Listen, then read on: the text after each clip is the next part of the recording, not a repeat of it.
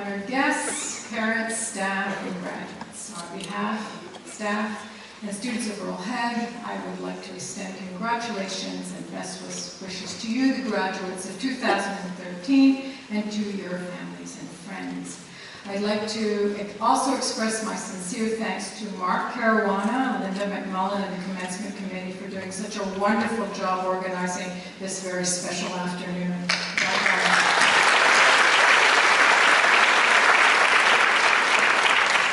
As I look around the theater this afternoon, I see faces full of happiness and pride, and you should feel proud and exhilarated for a job well done. You have not, however, done this alone, and as you look around the theater this afternoon, you will see here, as they always have been, your parents, your teachers, relatives, and friends, the partners in your success. I'd like to express my sincere respect and appreciation to your parents for all the support that they have given you to bring you to this point. I know that they have shared through these high school years the challenges, the accomplishments, the assignment deadlines, and yes, the exam stress. I would like to thank your teachers for their role in your development and for helping with the planning and the realization of your graduation today. Today, you can be justifiably proud, and I know that you are fully enjoying this happy occasion. I must say that as I look around this theater this afternoon, you are an attractive-looking group. The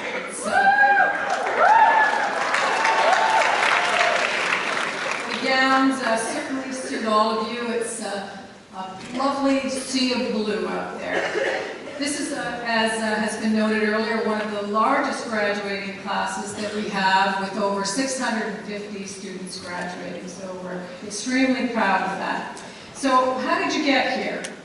And I know that some of you may be tempted to say by car, by bus, taxi, or I walked, but I mean, what was needed to have happen before you were sitting here today?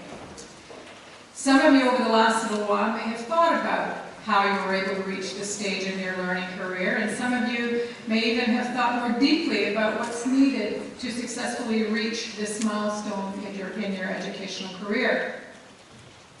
Understanding what it takes to reach your goals is a theme that no doubt you can find in any personal improvement book or workshop online. In fact, this is so important and popular that many have made a great deal of money writing or giving seminars on this topic.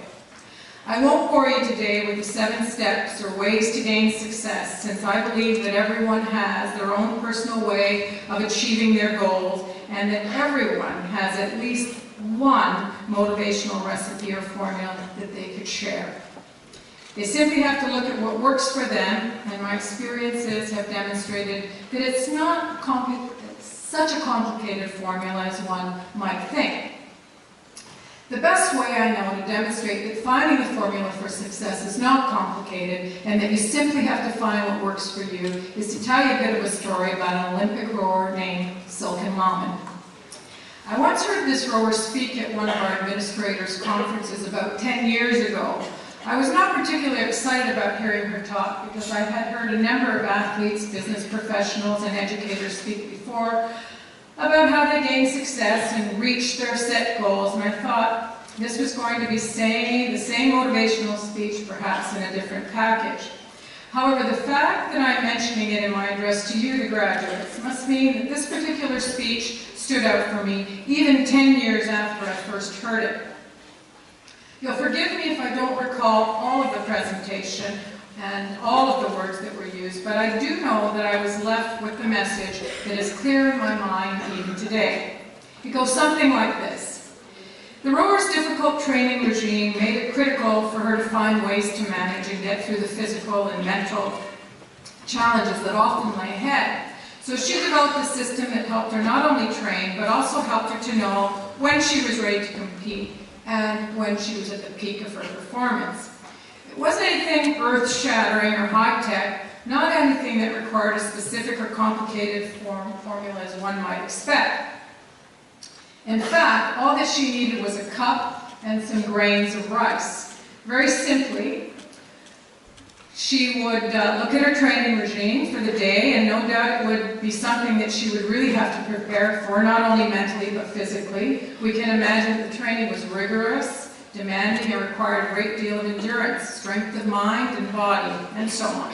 She spoke of how difficult it was getting up in the morning, and on most days training twice a day for hours. She spoke about how sore she was, and how many times she would have to wake up in muscular pain and break through that pain and push through that pain, and that required much strength of will. She continued and admitted that not all days were good days, and that at times it was difficult to reach her goals that were set for that particular day. At the end of each training session, she would ask herself honestly, how did I do today? Did I do what I set out to accomplish, and where I needed to be at this end of this day?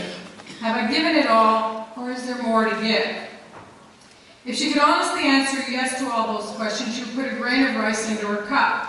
If she could not answer yes at the end of her training session, she would not. If at the end of her training sessions the cup of rice was full, she knew that she had done what she could do to get herself ready for the competition ahead. If the cup was not full, that also told her that she was not ready and had not worked hard enough. Pretty simple and basic concept. But as you can surmise, the difficulty comes in your ability to be honest with yourself and your ability to accurately evaluate what you've done on that particular day. So why is this important, and why should it be something that would be included in the commencement address? I think the answer is pretty obvious, especially when you think about your own experiences. If you recount everything that had to happen for you to be standing here at this minute, I'm sure that you'll remember that you've had days where everything that you set out to accomplish in terms of your schoolwork has happened. And you could put a grain of rice into the cup. And then, of course, other days that this did not happen. Days that you had to struggle through getting up in the morning when you were too exhausted to do so, or days that you couldn't do some of the things that you would rather be doing instead of writing essays, studying for tests, or keeping up with the demands of courses. Days that you would have rather slept in or gone out with friends instead of doing schoolwork. Days that perhaps you stopped and did not push through to do one more math question or read one more chapter, where you could have gone to watch Vampire Diaries or Pretty Little Liars, or go onto your computer to play Temple Run or Angry Birds. But somehow you were able to understand what was pulling you off track and how to manage that, or you wouldn't be sitting here today. And your ability to do so is one of the keys to achieving your goals. Because that extra chapter that you read, or the additional math problem that is tackled, is everything and makes the difference between putting a rice grain in or taking a rice grain out. The formula for achieving our goals is within all of us. It's just a bit different in the way we arrange it and utilize it.